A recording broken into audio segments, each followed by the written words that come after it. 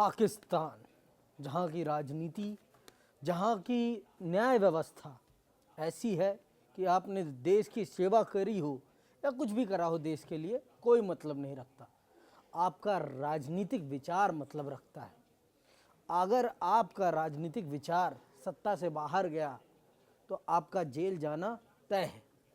कुछ ऐसा ही एक मामला आया है जिसमें आईएसआई के पूर्व चीफ जो थे, जो इमरान खान के समर्थक थे, मतलब इमरान खान की सरकार में वो आईएसआई का नेतृत्व कर रहे थे। अब उन्हें 14 साल की सज़ा सुनाई गई है और उन पे आरोप क्या है वो मैं आपको पढ़ के बता देता हूँ। आरोप उन पर है राजनीतिक गतिविधियों में शामिल होना, ऑफिशियल सीक्रेट एक्ट का उल्लंघन, सरकारी संसाधनों का दुरुपयोग, अधिकारों का गलत इस्तेमाल, लोगों को नुकसान पहुंचाना, राज्य गोपनीयता कानून का उल्लंघन। ये आरोप है उन पर। और जिन पर आरोप है उनका नाम भी मैं बता देता हूं आपको। फैज़ हामिद नाम है उनका और सैन्य अदालत ने उन्हें 14 साल की सज़ा सुनाई है। देखिए, पाकिस्तान में ये जो आरोप लगाए गए हैं ये तो पाकिस्तान में आम बात है। इन पर इतनी बड़ी सज़ा सुनाना, इतना ज़्यादा हंगामा होना या सज़ा देना इतना बड़ा विषय नहीं है। विषय ये है कि वो इमरान खान के समर्थक हैं, इमरान खान की विचारधारा या उनकी राजनीतिक विचारधारा के वो सहयोगी थे। बड़ी बात ये है।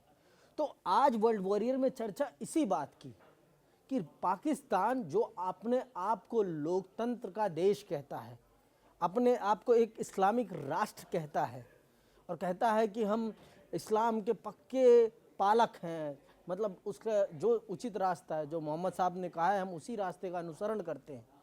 तो ये क्या ये उचित है कि जो आपकी राजनीतिक विचारधारा से वाकता नहीं रखता, उसको अगर वो आप सत्ता से बाहर जाएंगे तो क्या उसे आप निपटा देंगे? मतलब उसकी ज़िंदगी, उसका स्वतंत्रता का अधिकार, उसके मानव अधिकारों का उल्लंघन किया जाएगा। देखिए, इसको ऐसे भी देखा जा सकता है कि जेल में इमरान खान है, इमरान खान के करीबी जितने लोग हैं उन सब पर फंदा कस रहा है और ये शुरू से हो रहा है 2023 से। फैज़ हामिद इसमें सबसे बड़ा मैसेज इसलिए है आज की तारीख में क्योंकि उनको इमरान खान की जो राजनीतिक हैसियत को बढ़ाने का इंजीनियर माना जाता है। 2019 से 21 तक आईएसआई का चीफ होना, इसका मतलब है कि आर्मी में उसकी बड़ी हैसियत रही होगी, लेफ्टिनेंट कर्नल के तौर पर है। तो आर्मी में जिस बड़ी हैसियत को इमरान खान अपने पाले में ले आए, उन्होंने पूरी कोशिश की कि इमरान खान की हुकूमत बनी रहे, इमरान खान को लेकर जो सेना और इसमें टकराव की स्थिति है वो ना बनी रहे। अब देखिए, इमरान खान पर ही आरोप लगा था कि उन्होंने असीम मुनीर को हटा दिया था। भले बाद में इमरान खान ने इसको कंडेम किया कि ऐसा नहीं है, गार्जियन की रिपोर्ट आई थी, लेकिन इसका मतलब ये साफ है। और ख़ासकर जो आरोप आप बता रहे हैं कि ऑफिशियल सीक्रेट एक्ट्स लगाया गया, कोर्ट मार्शल कर दिया गया और आईएसआई के पूर्व चीफ का कोर्ट मार्शल करना अभी के समय में, इसका मतलब, और वो भी असीम मुनीर के समय में, इसका मतलब साफ है कि जो इमरान के करीब रहा उसको ख़त्म करने, निपटाने की पूरी कोशिश हुई, जिसमें एक सबसे बड़ा एग्जाम्पल ये है। और इसके बारे में और भी बातें हैं कि जैसे इमरान खान के करीबी 80 से ज़्यादा लोग उनकी पार्टी से छोड़ के जा चुके हैं। आप समझिए, फवाद चौधरी से बड़े नेता, वो लोग भी पार्टी छोड़कर चले गए। उन्होंने कहीं पार्टी बना ली, कुछ आर्मी फ्रेंडली पार्टी बना ली।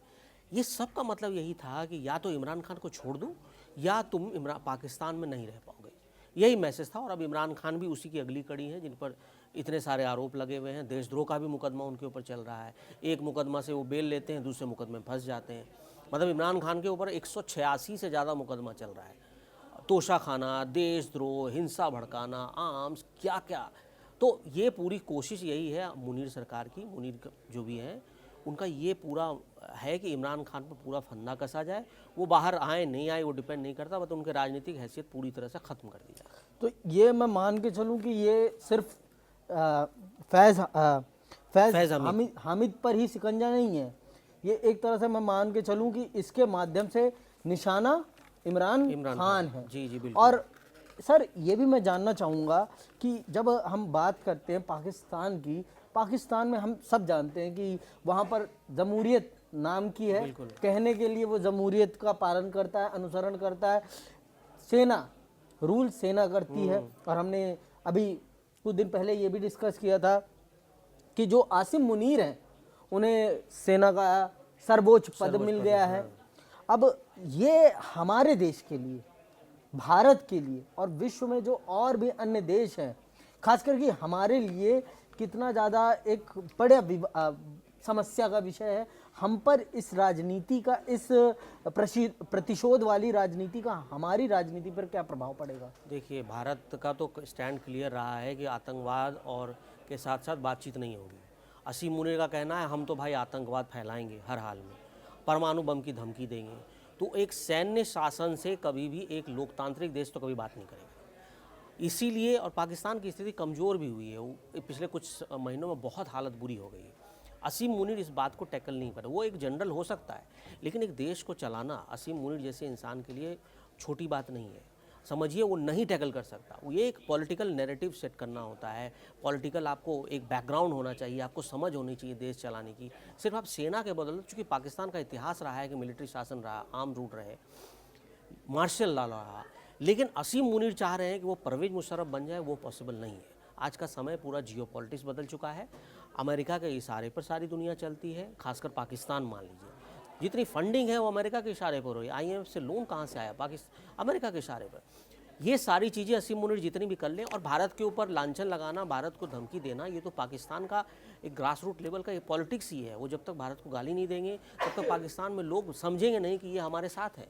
इमरान खान ने इस बात को थोड़ा सा नैरेटिव अलग सेट करने की कोशिश की थी। इमरान खान ने पहली बार नेशनलिज्म की बात की, इमरान खान ने पहली बार एंटी अमेरिका की बात की, जिसके कारण हम पाकिस्तान में लोग एकदम उनके लिए सपोर्ट में आ गए थे। लेकिन अब जो हालात बन रहे हैं उससे साफ है कि असीम मुनीर की वजह से पाकिस्तान की हालत बद से बदतर होगी।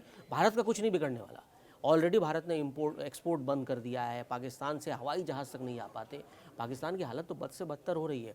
और अगर जब तक असीम मुनीर रहेगा, पाकिस्तान समझिए जो कंगाली से फटेहाली की हालत है उससे भी बुरी हालत में पहुँच जाएगी। सर, मैं ये जानना चाहूँगा कि इसका मतलब अब ये मान के चलें कि आतंकवाद का स्तर बढ़ेगा ही, कम नहीं होने वाला। बिल्कुल। अब देखिए, अब जो हालात है, ऑपरेशन सिंदूर के बाद इन्होंने सारे हाफिज सईद, मसूद अजहर को अंडरग्राउंड कर दिया। उनको ISI के बताया जा रहा है कि ISI की तरफ से सेफ हाउस में डाला गया। वजह क्या थी? वजह यही जो अज्ञात किलर का खौफ चल रहा है पाकिस्तान में, जो पिछले 3 साल में कम से कम 70 से ज़्यादा ऐसे पाकिस्तानी लोग जो आतंकी हैं वो मारे गए, जो मोस्ट वांटेड थे, जो फ्यूजिटिव थे। तो असीम मुनीर को पता है कि जब तक वो आतंकवाद को स्पॉन्सर नहीं करेगा, इसीलिए ऑपरेशन सिंदूर के बाद जब हमला हुआ, मसूद अजहर के रिलेटिव्स मारे गए, तो इन्होंने अलग से फंडिंग दी उनको कि आप और अपना संगठन को आगे बढ़ाइए। लेकिन इससे कुछ होने जाने वाला नहीं है। एक ऑपरेशन सिंदूर आज हुआ, ऑपरेशन सिंदूर जारी है, कल को फिर बम गिरेगा, फिर आतंकी मारे जाएंगे। हाँ, असीम मुनीर ये इसलिए देश को उलझाए रखना चाहते हैं इमरान खान के बीच में और इन सब चीज़ों के बीच में, ताकि उनकी सत्ता बनी रहे। असीम मुनीर को भारत से भी ना कोई मतलब है, ना किसी से। अपनी संपत्ति अकूत बनाई है, ब्रिटेन में दुनिया भर की संपत्ति है, अमेरिका में संपत्ति रख रखी है। असीम मुनीर को कुछ नहीं होगा। कल को दूसरी सरकार आएगी, भाग जाएंगे देश छोड़कर। जैसे परवेज मुशर्रफ भाग गए, जैसे नवाज शरीफ लंदन चले गए, इसी तरह असीम मुनीर भी आज न कल 5 साल बाद वो भागेगा ही भागेगा। लेकिन असीम मुनीर उससे पहले अपनी जितने दिन की सत्ता है वो उसका सुख भोगना चाहता है, और इसीलिए असीम मुनीर ऐसी हरकतें कर रहा है। तो ये मान के चलें कि पाकिस्तान का आटा गीला था, अब पूरा बह जाएगा। बिल्कुल। मतलब आटा, रोटी नहीं बनने वाली। रोटी की अगर आप चिंता कर रहे हो कि रोटी पक जाएगी इस आटे के साथ, तो संभव नहीं है। और पाकिस्तान की जनता को खुद सोचना चाहिए कि जो इंसान आपकी देश की सेवा में था एक समय तक, उसी को आपने एक बड़ा प्रश्न चिन्ह खड़ा करते हुए टेररिस्ट बना दिया। उस पर जो आरोप आपने लगाए हैं वो टेररिस्ट से कम नहीं है। तो ये राजनीति का स्तर है पाकिस्तान में कि अगर आप सत्ता के विरोध में हैं तो इसका मतलब ये है कि आप देश के विरोध में हैं। ये एक लोकतंत्र का परिचायक नहीं है, ये सीधी सीधी बात है। तो आप, पाकिस्तान की जनता ये समझ जाएगी पाकिस्तान में लोकतंत्र तो नहीं है, आसिम मुनीर है, आसिम मुनीर के अलावा कोई नहीं है। तो आज वर्ल्ड वॉरियर में बस इतना ही। बस हम आपसे एक ही आग्रह करेंगे कि हमारा शो और हमारे प्लेटफॉर्म कड़क को अपना प्यार और सहयोग देते रहें और इसे आगे बढ़ाते रहें। जय हिंद, जय भारत।